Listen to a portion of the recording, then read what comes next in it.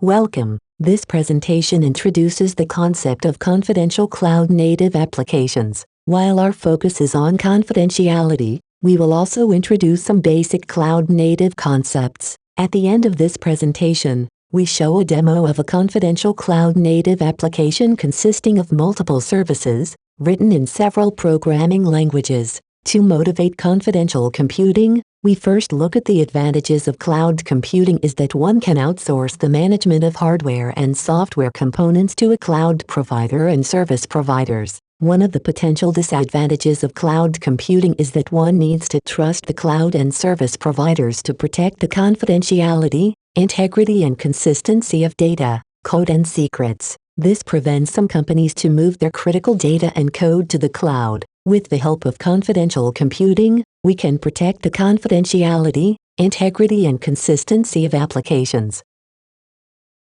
To be able to learn about confidential cloud-native applications, we first need to zoom into some of the aspects of cloud-native applications. In particular, we want to look at some aspects that made these so popular over the last years. One important aspect is that a cloud-native application consists of a set of microservices. The term microservice is used to refer to a service that focuses on a single aspect. For example, a microservice might implement a simple key-value store. This means one can store values for a given key and one can later retrieve the value for a given key. Modern microservices often provide a REST API to their clients. This means that clients can execute functions via this API. A REST API uses TCP for reliable transport and then HTTP as a protocol to trigger the executions of functions. In most cases, we also need to encrypt the network traffic. This implies that we need to use TLS to encrypt the traffic. Using a microservice-based architecture has several advantages. For once, we can scale our application horizontally, meaning that we execute more instances when the load is higher. Consider that we partition the keys into buckets. We spread these buckets across the instance of our key-value service. If the load of the key-value store increases, we can increase the number of service instances and reducing the number of buckets per service instance. The instances can be spread across an increasing number of computing nodes to be able to use more computing resources. Second, by splitting an application into microservices, one can manage our development and operations team more efficiently. Developers can focus on a certain microservices and as long as the REST API stays compatible, the implementation of a microservices can evolve independently of the other microservices. For example, one can decide per microservice when to upgrade to a new library versions. This means that each service can release new versions independently of the other services. The developers can also use the programming language that fits best their skills and the service that they want to implement. They might also use external libraries that fit best the problem that they want to solve. In some cases, we can just use a standard services. For example, we might use Memcached as an in-memory key-value store.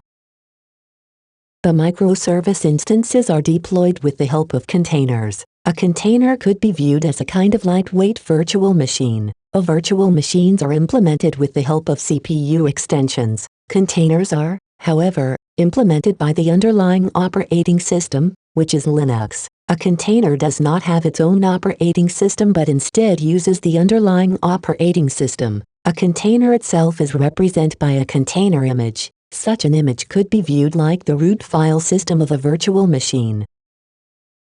When deploying a cloud-native application, we expect that we can scale services elastically, that is, we can increase or decrease the number of service instances depending on the load of the application. A cloud-native also needs to be able to perform frequent and rolling software updates. The developers of the microservices need support for multiple programming languages and also different frameworks like different machine learning frameworks. The developers also need to be able to integrate standard services like Memcached, Nginx and so on. Note that if we want to support confidential cloud-native applications, we need to satisfy all these requirements too. During the rest of this presentation we will address how to address these requirements using Intel SGX and the Scone platform.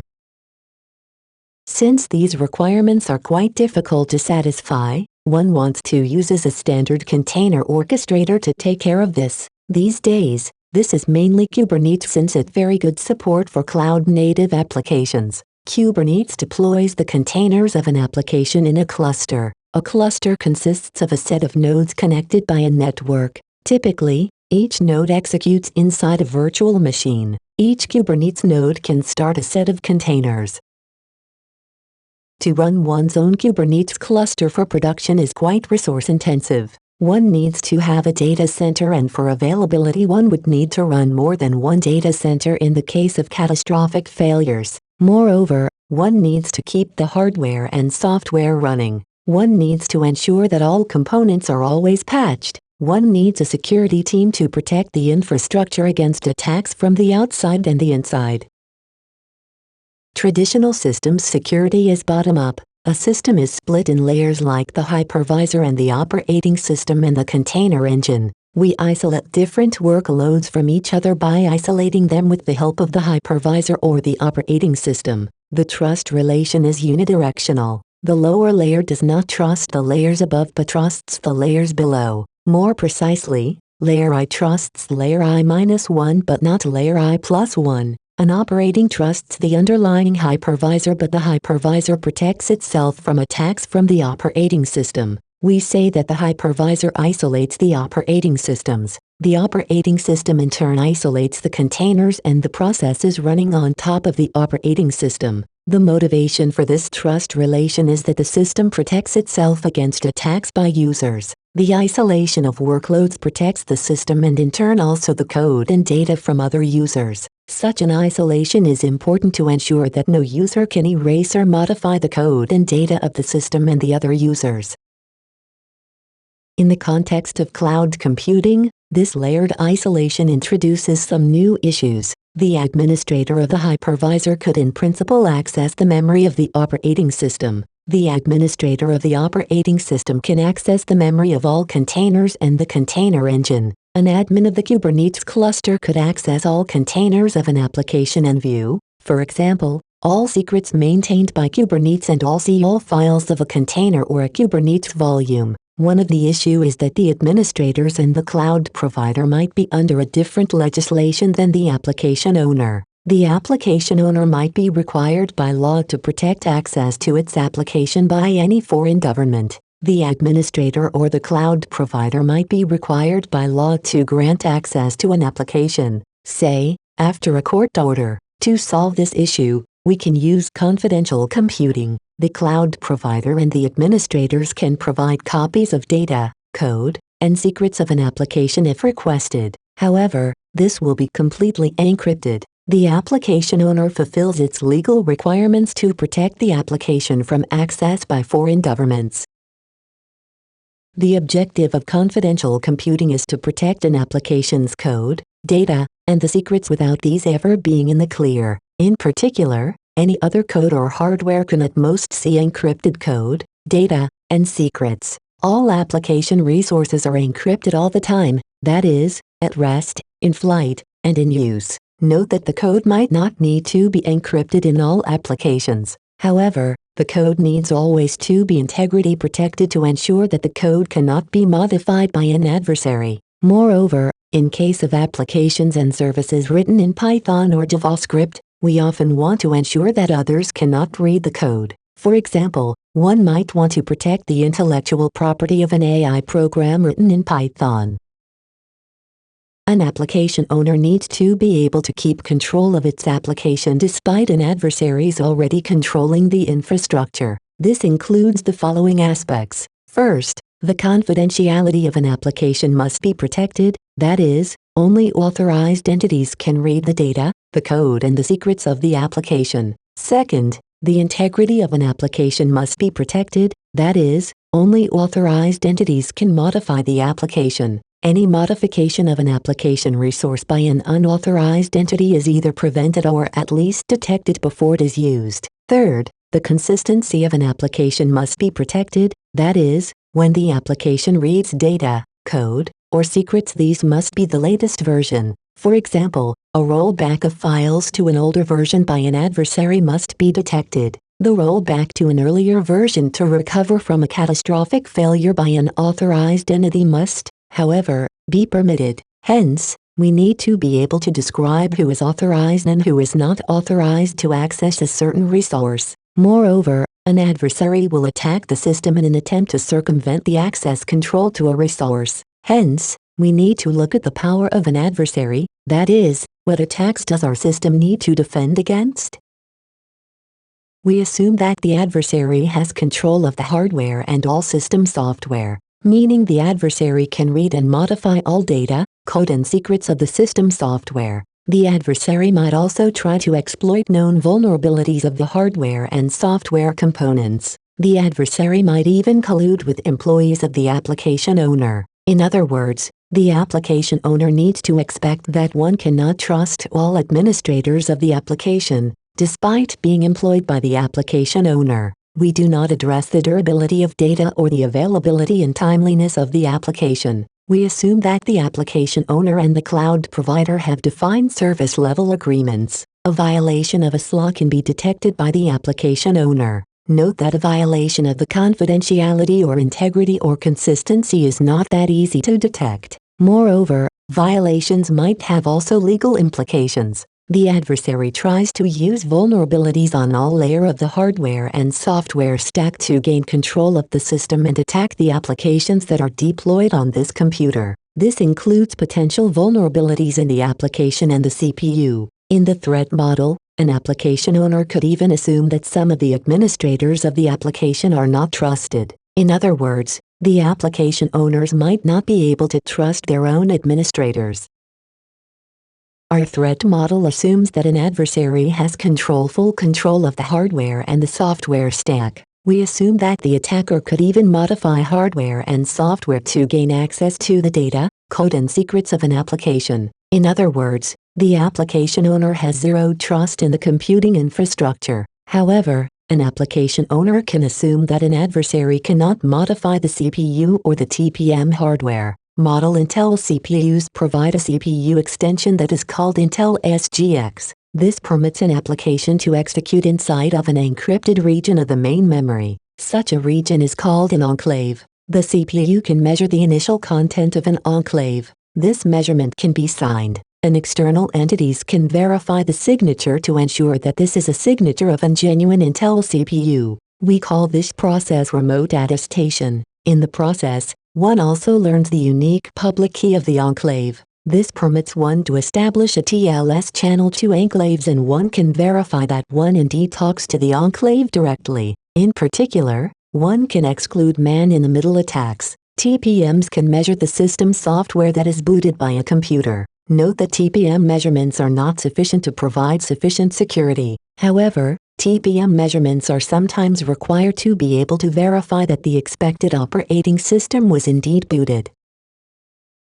Intel SGX enables applications to execute code in an encrypted memory region. Only the code that executes in the memory can see the content of such an enclave in the clear. This allows an application to limit access to the data and the code to the code that is running inside of the enclave. Each service runs in a separate enclave to ensure that services are isolated. Intel SGX encrypts the content of an enclave. No other code can access the memory content of an enclave. This means that one cannot execute system calls to the operating system, like writing to a file or reading from a network socket. With the help of the SCOAN runtime, one can execute services with unmodified source code inside of enclaves. The SCOAN runtime can transparently encrypt files and network channels. One also needs secrets. For example, one needs secrets to be able to decrypt encrypted files or to establish TLS connections. Intel SGX together with SCOAN can protect data,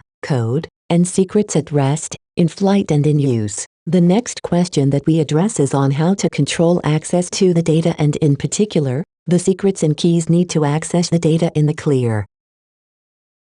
A cloud-native application consists of multiple services. These services need resources. An application owner can create all required resources. Alternatively, each service owner could create resources in case of multi-stakeholder computations. Let us simplify the description by focusing on a single application owner. Only this application owner can authorize services of the application to access these resources. For example, An application owner creates an encrypted volume and grants a service access to this volume. This means that the SCOAN runtime of the service gets access to the encryption key of the encrypted volume. It also gets notified about the current state of the volume. This is to be able to detect rollback attacks that install an earlier state of the volume. We need to be able to describe which services are authorized to access a given resource. We need to take in consideration that the adversaries controls part of the infrastructure. For example, we cannot depend on the user management of the operating system to exclude unauthorized access. Hence, we need to have an additional mechanism to exclude access. The SCOAN platform permits to create resources. These include encrypted volumes. Actually, this creates a random key for encrypting the volume and storing this in an encrypted database managed by SCOAN CAS. This is the SCOAN configuration and attestation service. The encrypted volume is actually mapped on a Kubernetes volume. A policy can also create certificates. To create a certificate, one needs a public-private key pair and a certification authority. These resources can also be created by a policy. Moreover, one can create other resources like a symmetric key. If one needs a specific key, one can also explicitly specify a value inside of the policy. In this case, SCOAN CAS will not generate a key. Note that each policy has an access control. The creator can define who can read the policy and who can update the policy. This is specified with the help of public keys. Only if an entity knows the corresponding private key,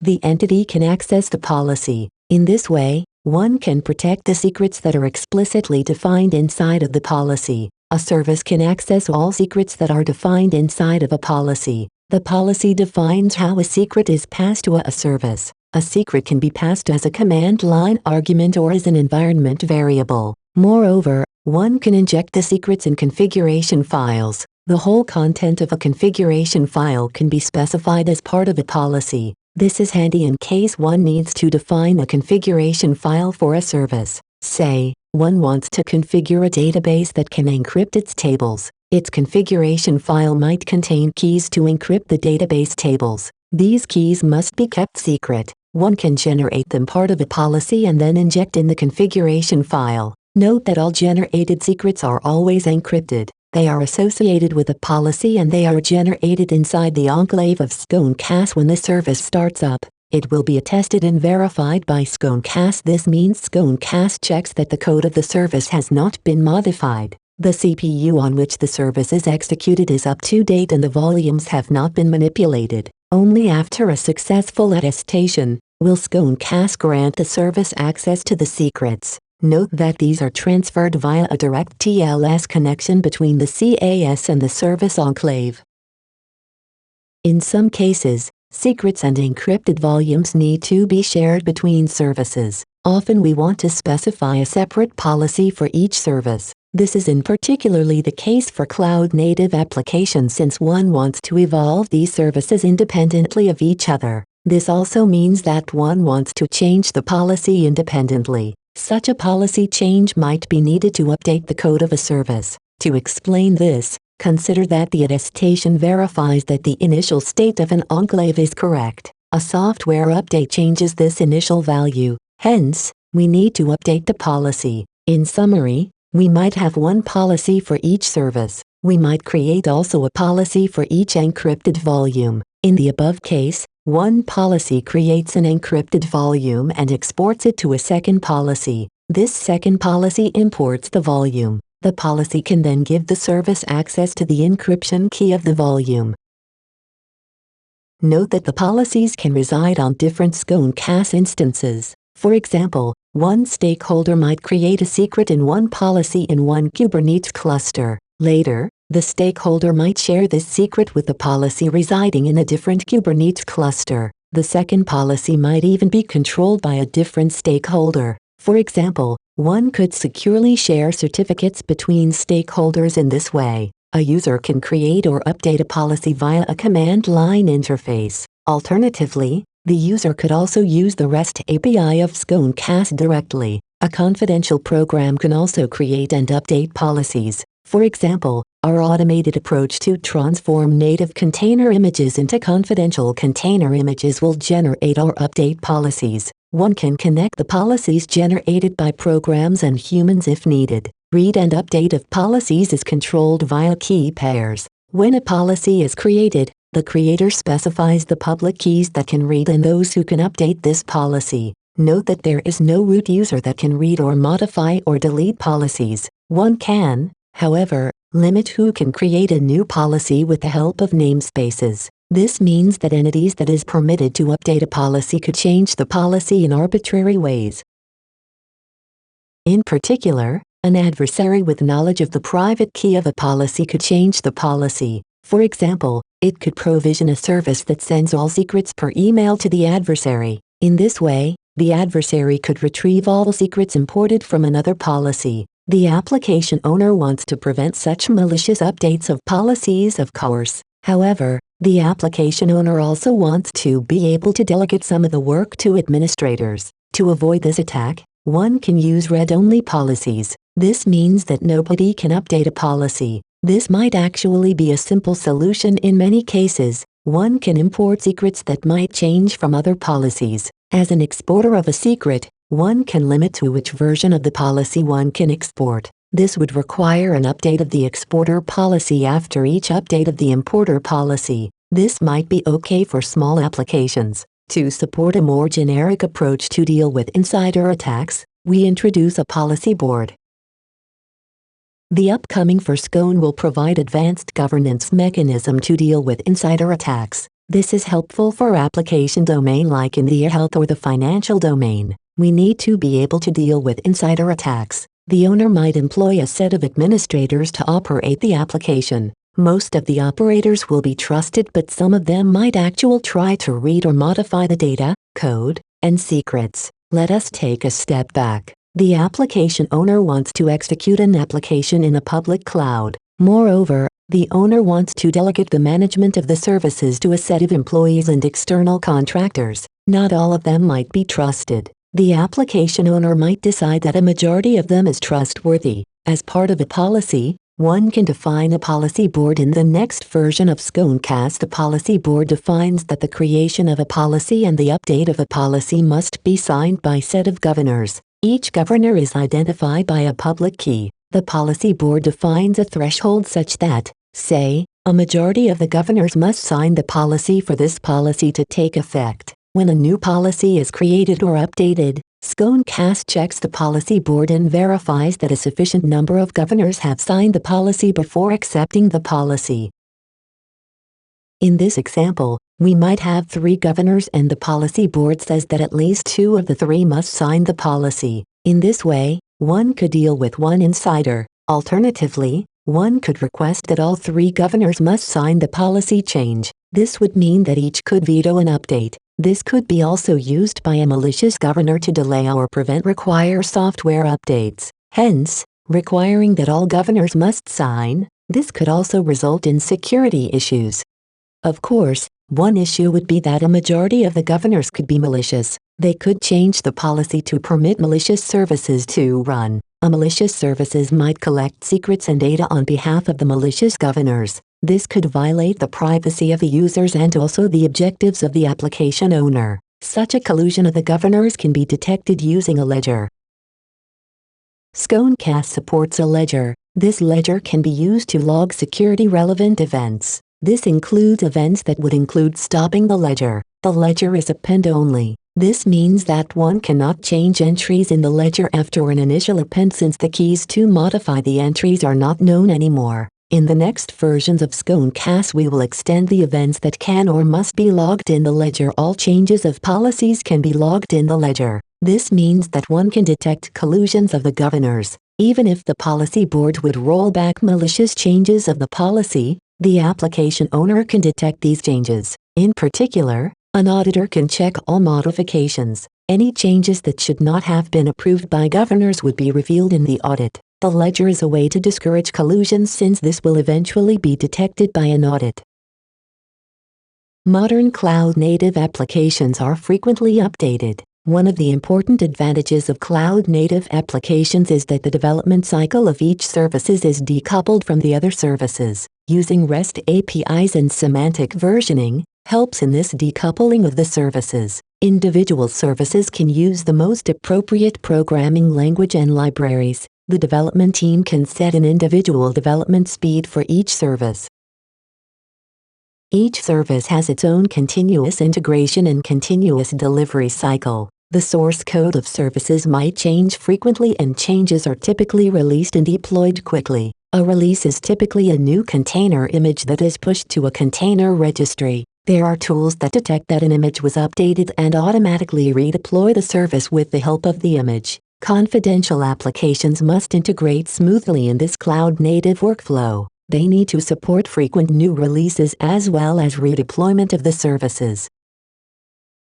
When building a confidential cloud-native service, we extend the existing CI/CD pipeline of this service. The native container image is converted into a confidential container image. Typically, this means that we encrypt the files of the container image. We automate the transformation of a container image with a tool that we call Scone Build. This tool will encrypt the files of the native container image and transform the executable of the service such that it can run inside an enclave. The Scone Build tool can push the confidential container image to a container registry. Note that the confidential container images are compatible with the standard OC image format of the Open Container Initiative. Scone ensures that only a tested and authorized service that runs inside an enclave will get access to the container image files in plain text.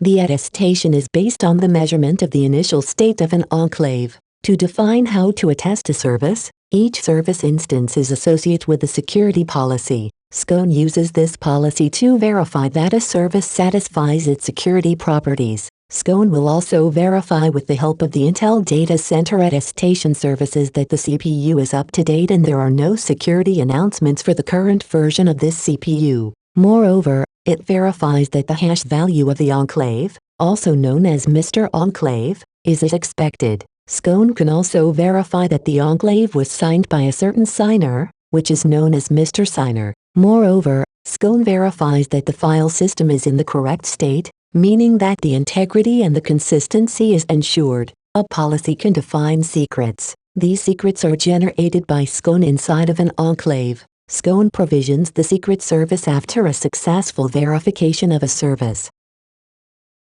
Before we perform an update of a service, we typically use a rolling software update. We start a new service instance and then stop an old instance before we start the next instance. Of course, there are multiple strategies on how to do this in a safe and efficient manner. For confidential computing with Intel SGX and Scone, we support these rolling software updates. New instances can be started by Kubernetes and transparently be attested, and old instances can be stopped by Kubernetes. An important aspect during the software updates is the following. We need to permit that both the old version as well as the new version can execute in parallel. This means that during the software update period, both versions must be successfully attested and permitted to get all secrets. Only after all service instances are updated, we prevent old service instances to start. Such a secure software update is supported with the help of Scone policies. A policy will initially only permit a certain version of a service to execute.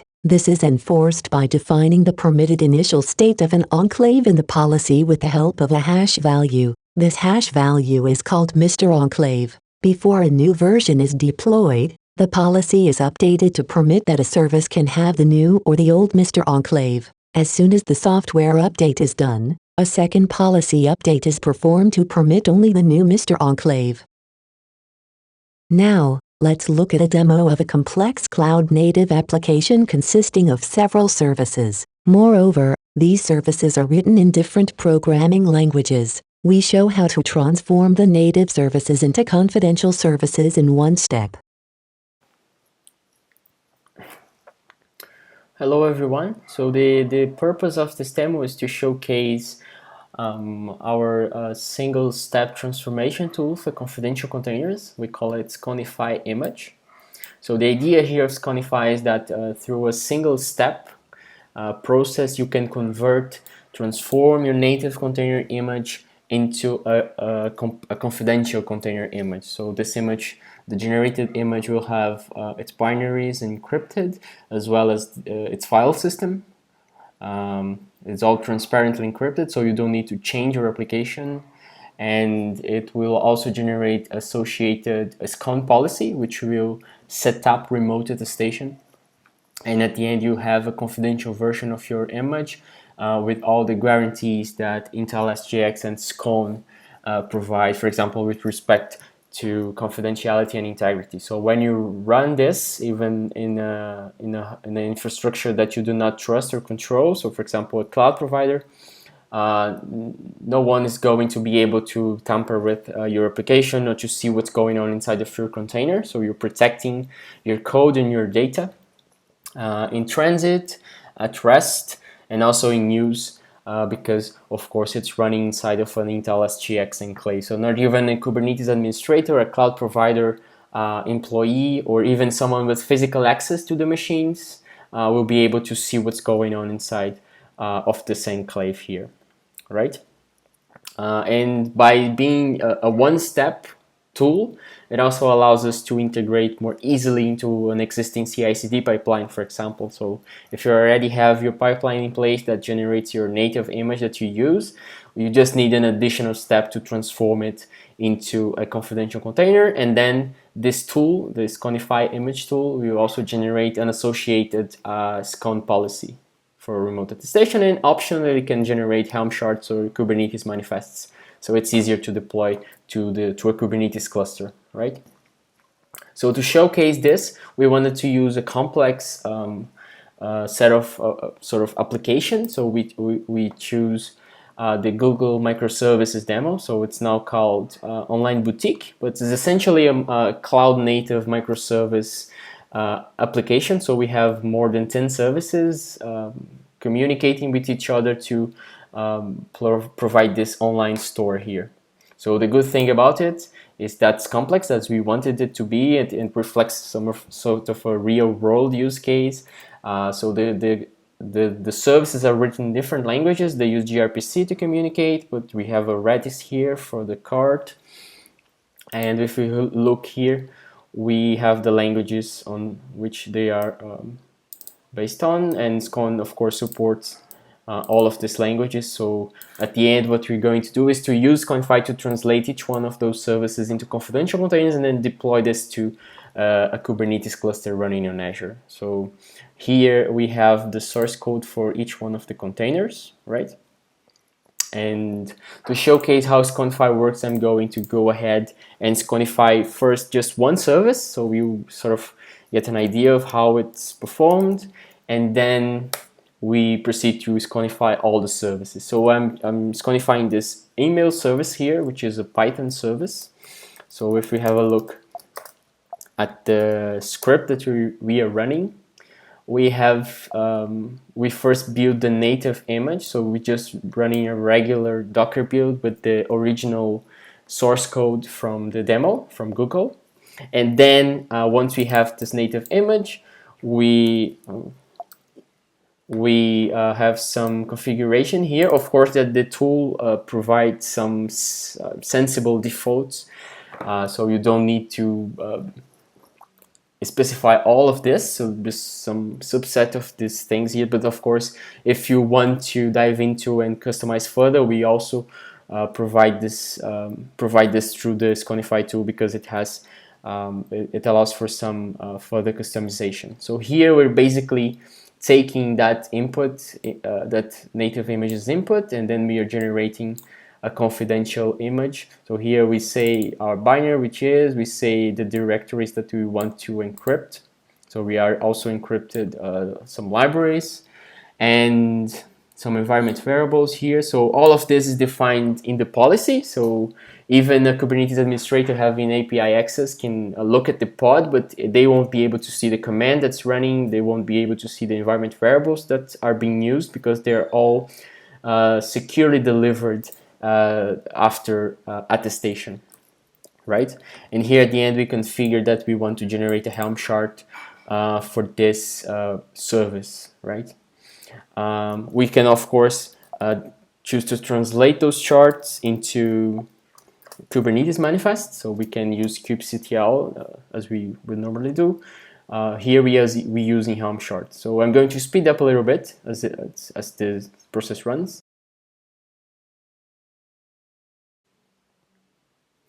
All right, so now we're done, which means that we have generated a confidential version of the service, as well as the remote attestation policy and the Helm chart. So if we look at the images that we just built, we see that we built email services Conify 33 seconds ago. So this is the one that I wanted to show you. So I'm going to run this with Docker at first. So we, of course, we give access to the SGX device here, and I'm also specifying some environment variables for remote attestation. So this is the address of the local attestation service that's running on the same machine. This is the service that gathers the hardware evidence to make sure that your enclave was not modified at all. And I'm also setting the log level to error, because by default it's debug and it might be too much output at the beginning. So email service Conify. You see that the service is already running something, and we see that gRPC service is now listening and ready to get requests, right? So now I just want to jump inside of the container, so I'm going to bypass the entry point here and get a shell inside of it. So we're now inside of the container, but if we look for the Python service, the Python files that are being executed with this container, we see that it's all encrypted. So this is all encrypted and transparently decrypted by Scone once, of course, attestation is successful. So we make sure that your enclave, your application was not modified at any point, and you make sure that you trust your hardware, because you can also attest the platform. And so I just wanted to showcase this for this specific application. So what we're doing now is just basically doing the same thing, but for all the services. So I have built, I have a script here to make it easier. So here I'm just setting the version of this Conify that I'm using, one for muscle-based services, because some services from the demo are based on Alpine, and not other for glibc, for the ones that are based on glibc. We configure some environment variables here. You see that I say that I want the images to be pushed to this repo, the generated images. I also export the Kubernetes namespace, because at the end they are going to communicate with each other via the in-cluster DNS, so I need the namespace for that. And at the end, I sconify each one of the services. So I go into their source code and run the sconify script that I just showed to you. So I'm going to run this, and while it runs, I'm going to speed up so we get to the last step, which is deploying.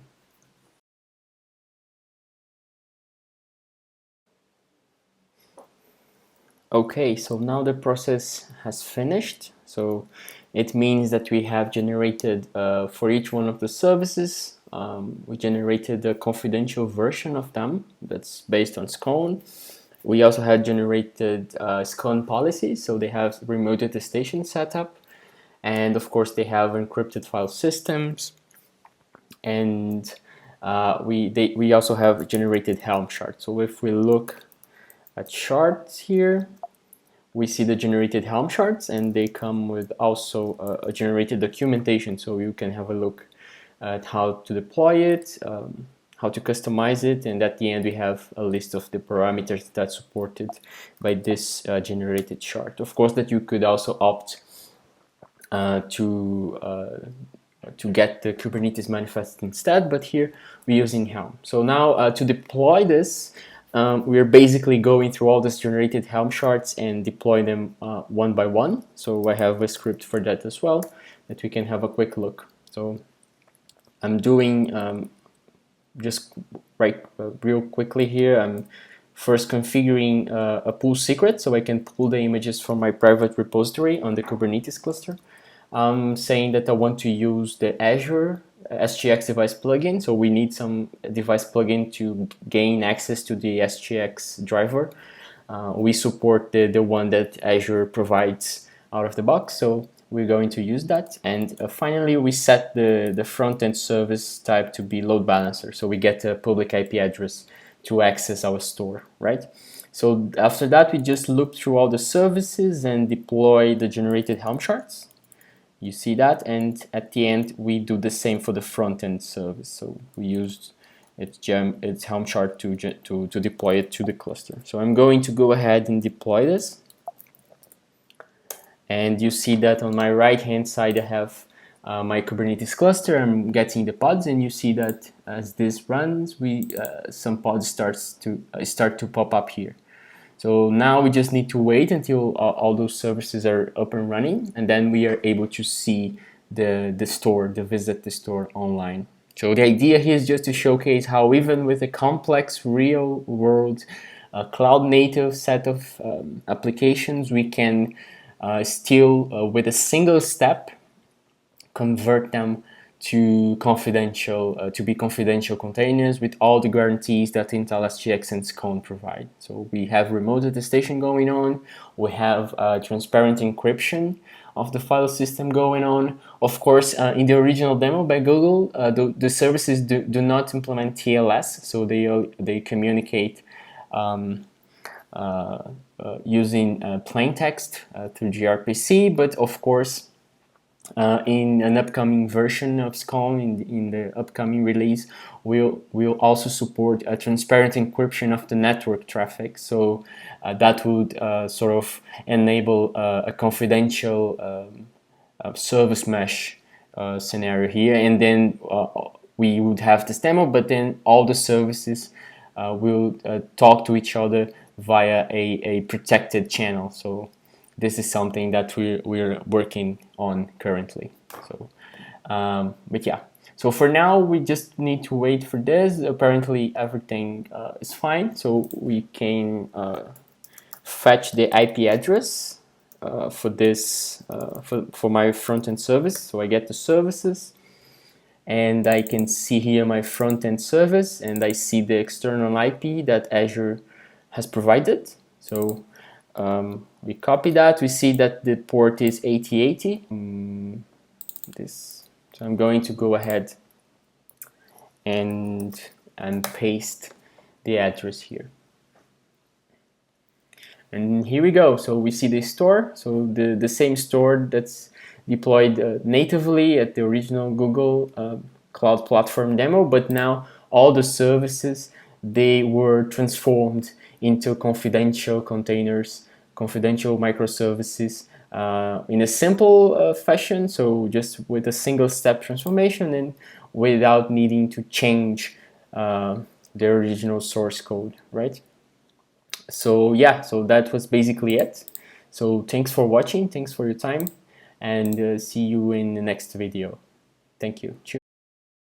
If you have any questions regarding confidential computing, SGX, or the Scone platform, please feel free to contact us at info@scontain.com. The technical documentation of Scone is available at sconedocs.github.io. The commercial website of Scontain is available at scontain.com.